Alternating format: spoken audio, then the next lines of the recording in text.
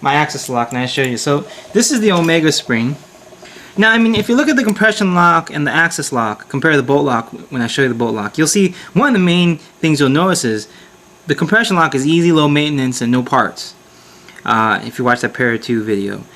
This one kind of simplifies it, keeps it simple still too. Now, note on both the Sage 3 and the Benchmade axis lock, this piece right here, the actual button part, is like hard to remove. I think you require a special tool. So you can only get to a certain point.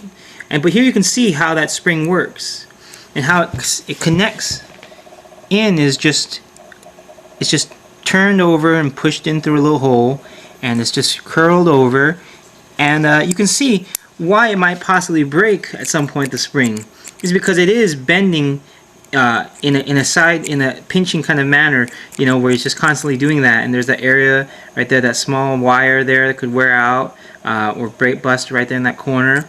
But regardless, you know, they have two. That's good. Backup.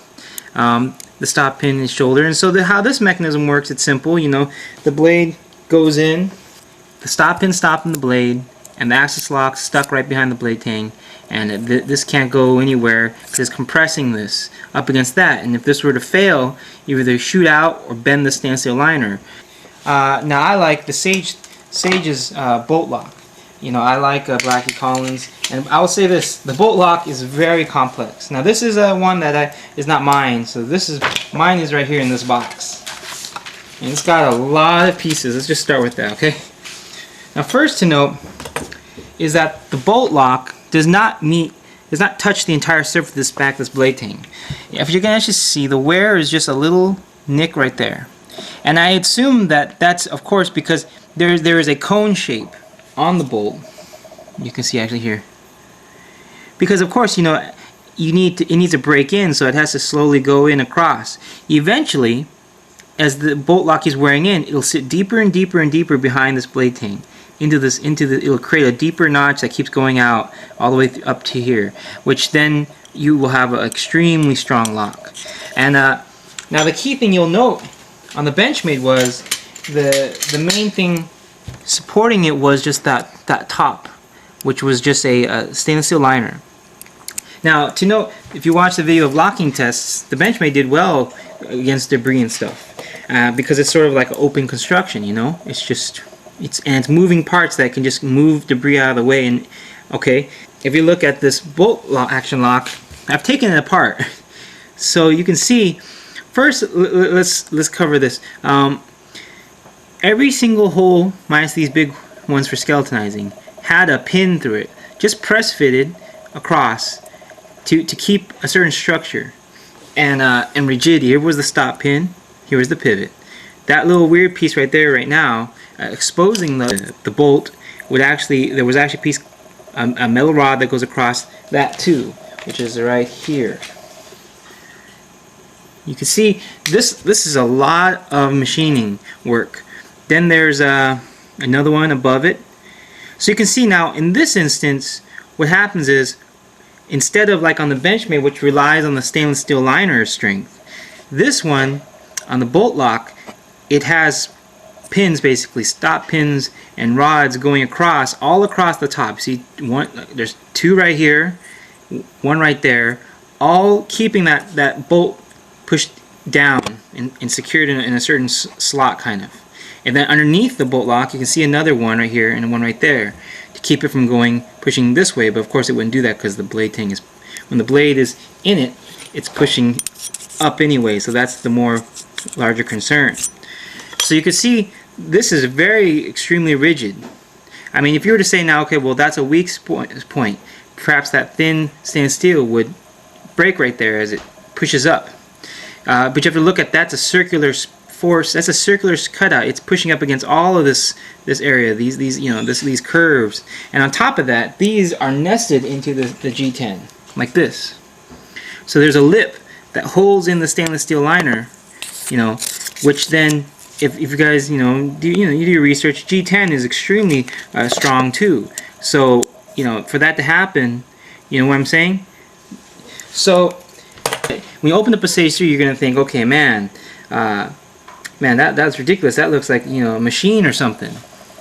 But like I said, if you've been watching our videos, then you don't look at it that way. You look at it as, man, this is a machine.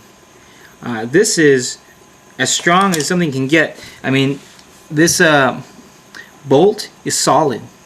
It's literally a pin, a solid pin. Now here's the back spacer. You see all the little holes for all the different little pins. First, there is a smaller spring that goes in. That if you do decide to, basically when you see these little, all these pins in place, just tap, tap, tap, tap until they fall out. And you're gonna have to do that for all of them. This is where there's this black spring that goes in one of these holes that will pop out. And truthfully, you don't really need it. Okay, now what's going to happen is the actual spring that pushes the rod goes in here. So you can see what happens is, let's see, if you could imagine, let's see, this goes in between the two stainless steel handle plates, and then that spring connects to the there we go, the bolt lock. Then of course everything is screwed and pinned into place and screwed. All the handle screws go through, and then you have that spring action. Now what's nice is on a Benchmade you have to return your Benchmade perhaps to replace the spring. The Sage 3 or the bolt lock by Blackie Collins, you can just use, courtesy of True North Knives. Neil's very nice. The spring from a pen. Any good old spring will work.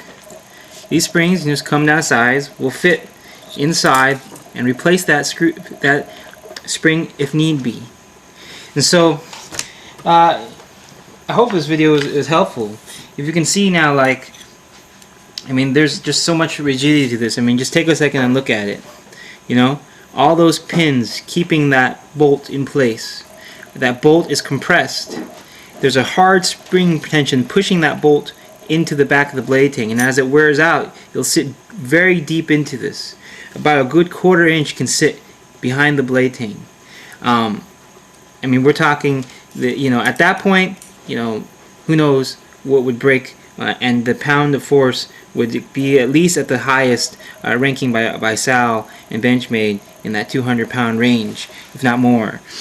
So overall, I feel this really replaces the Griptilian.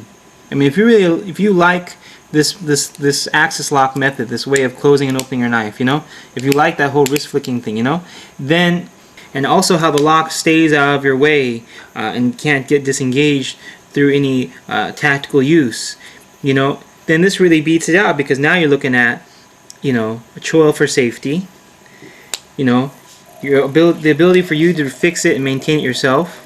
And note, the liners here are polished. You can tell that they made an effort to polish them, because note, stonewash, because it's uneven and lots of pits, basically little chunks missing and chips, stonewash is more prone to rust. If you can get a high polished surface, then that surface grain is very fine, smooth, and there's less chance of water sticking in there and causing rust. This knife, being that these handles are these stainless steel irons are nestled, I will say that yes, I had tested this, needed to clean my knife, so I used pool water, and after you could smell the chlorine. When I opened it up, there was chlorine water trapped in here, and you could smell it. And so note that, but it's easy, because you can just remove 3 screws and dry off the stainless steel iron, because the rest of it, believe it or not, is actually still open. The rest of it is just pins and this open, free moving bolt. So there's not really rust outside of just between this G10 and this liner. And you can always just Ren wax it. I can understand why it costs so much, but for the strength you're getting, these are some of these pins, all solid stainless. None of them are hollow except for the tubes for the construction of the knife. The males that go into these, females that are at least notched. See? Here's some clips as I reassemble it. I've put those pins back in place, and you can see how they are holding the rod, the bolt in place. There's that one right there. And some of these pins hold the G10 in place. Like this one hidden behind here. Behind this piece right here goes through the G10. And if you can see, the stop pin here is a solid rod that goes through the stainless steel liners, so it's shouldered, and protrudes slightly past each, and then it's also shouldered by the G10. You see, this is where all the screws go in. And if you want, you can add a little bit of blue lube right here. It's Benchmade blue lube stuff. For me, this, it helps for me to put one washer in through this way and kind of hold everything in place. Until then, you finally got that one through, and that's always the hardest one, because of the lock always pushing on it. And then you put all these tubes in through the G10, because these also hold the G10 in place, until it looks now like this. Gotta edit that out. And then you just gotta make sure that this is turned at the right angle to match that. And if this is something, some may know, some might not. Like I always tell Mel, because she's new to these things too. Is just when you screw down the screw, you try to take your time, and you don't try to push the screw in, because if you feel lots of resistance, that means you're creating new threading. You kind of want to just lightly screw until it catches on its own and just starts sliding in. You really shouldn't feel resistance until the screw's starting to tighten down. Last is the pocket clip. Tighten it down just a little bit, just to make it sit there. Put it in place.